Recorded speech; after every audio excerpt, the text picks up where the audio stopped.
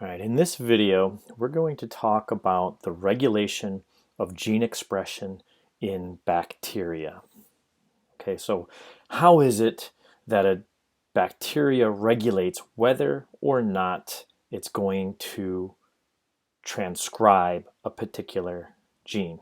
And so I have a question here. Why do bacteria need to regulate this? Why doesn't bacteria simply turn on all genes all the time? Right? Certainly they need those proteins. Well, to transcribe RNA and then to translate protein is energetically expensive. It costs a lot of ATP.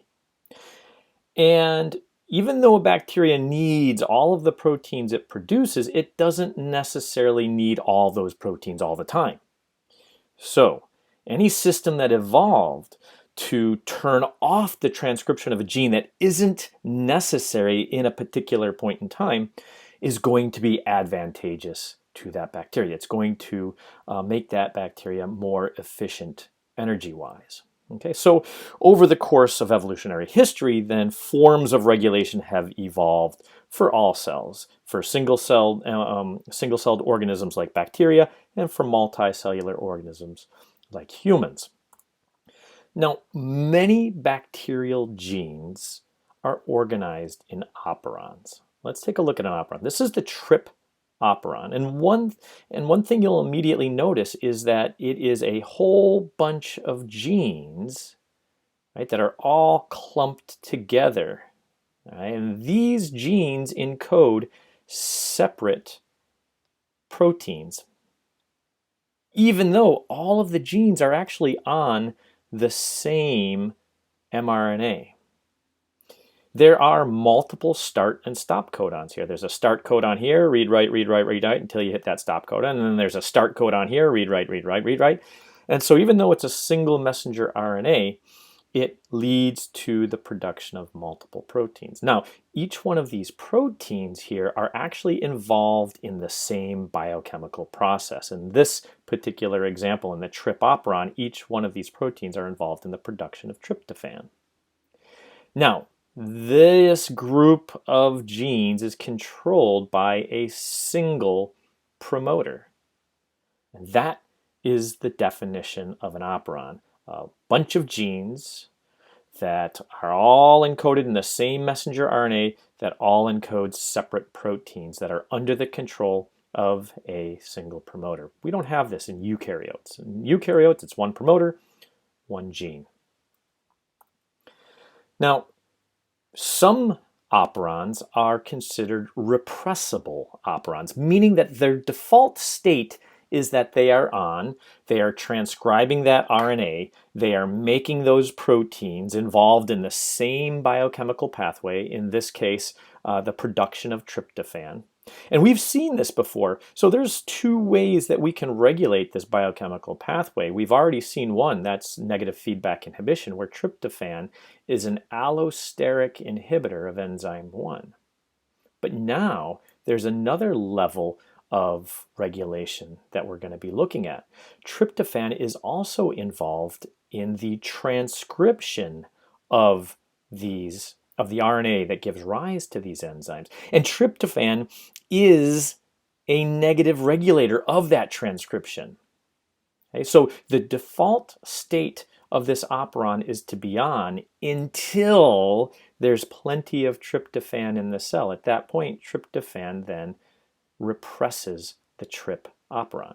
Okay, so repressible operons are the default state is on, and they're only turned off when they have plenty of product. Now, inducible operons are the opposite.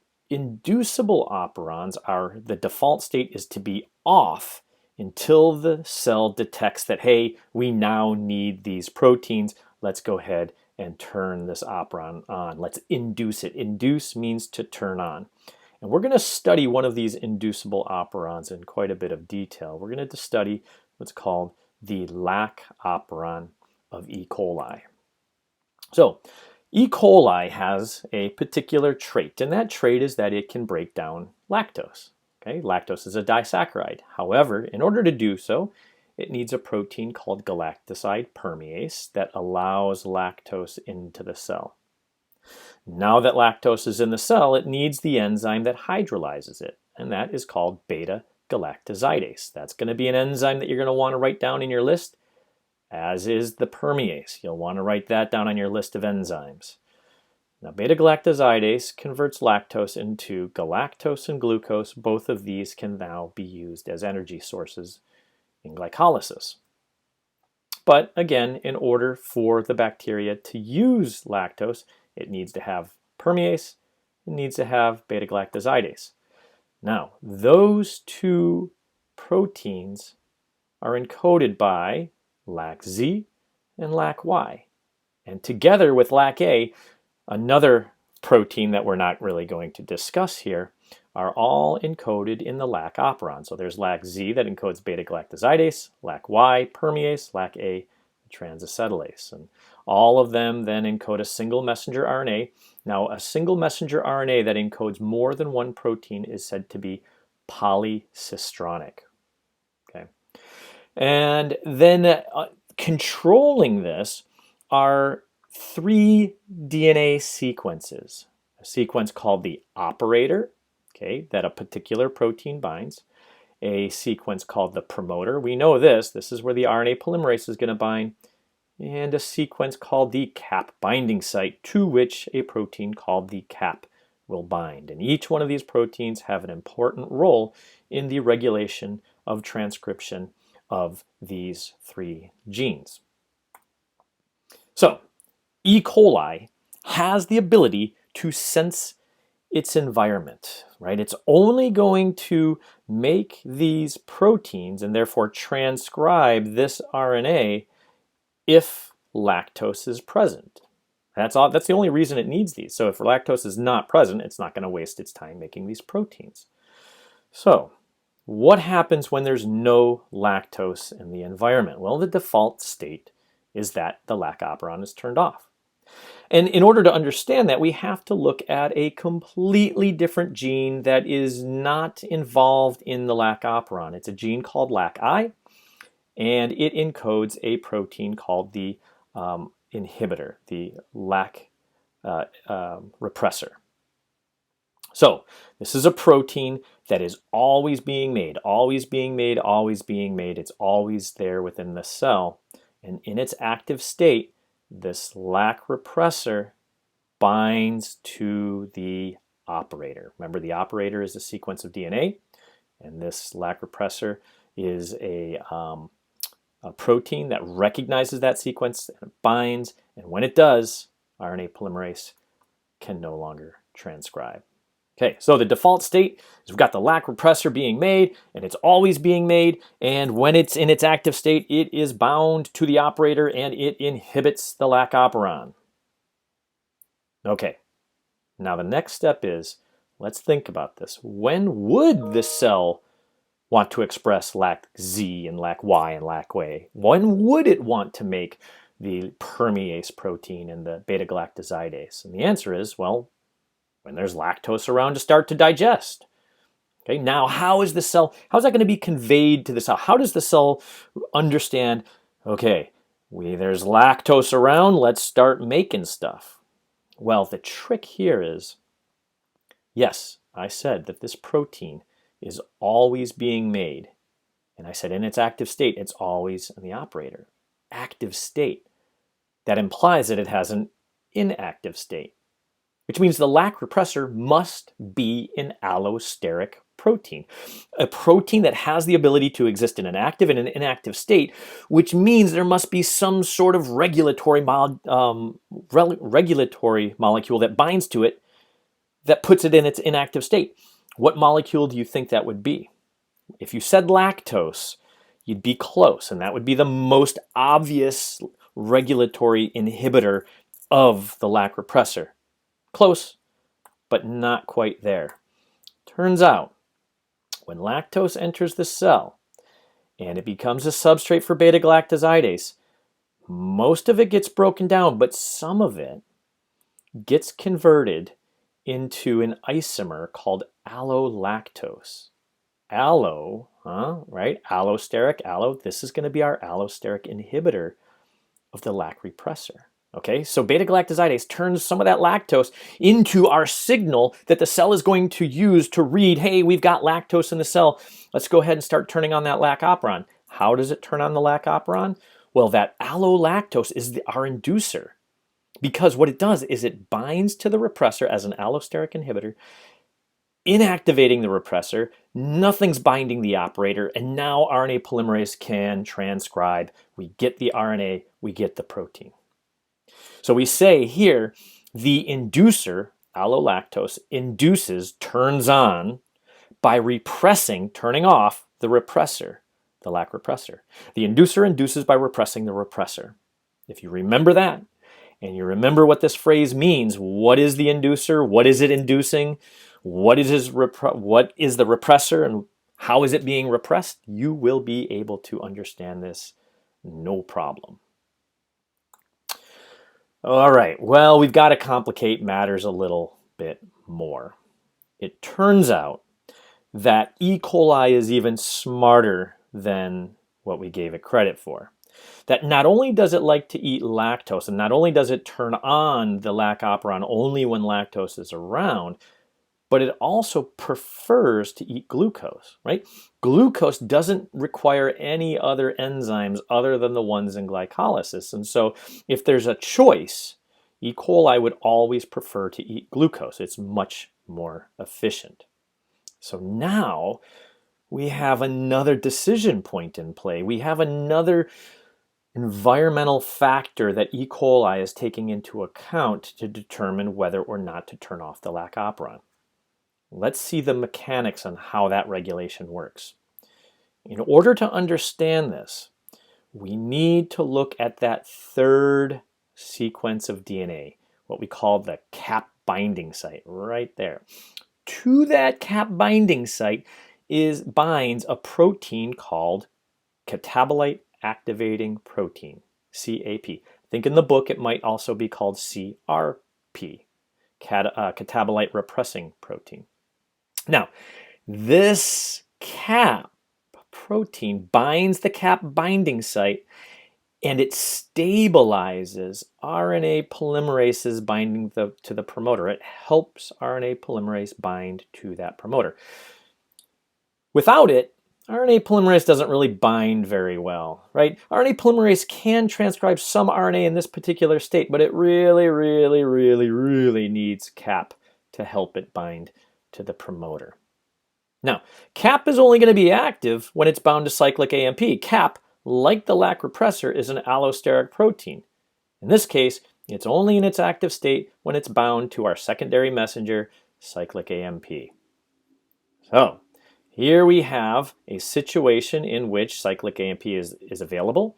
It binds to our cap, it activates it, and that cap sits on the cap binding site and helps RNA polymerase bind to the promoter, and we get lots and lots and lots of transcription.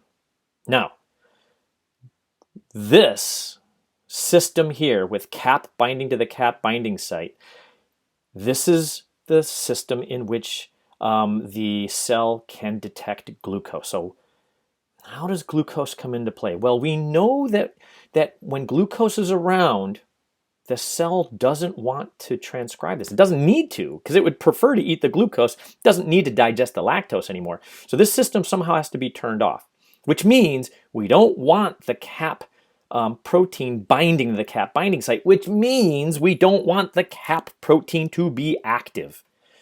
How do we inactivate the cap protein? Well, we get rid of cyclic AMP. And that's where glucose comes into play. Glucose is an allosteric inhibitor of an enzyme called adenylyl cyclase. That is an enzyme that you should already have in your notes. If it's not there, make sure you put it there, because we've talked about adenylyl cyclase before.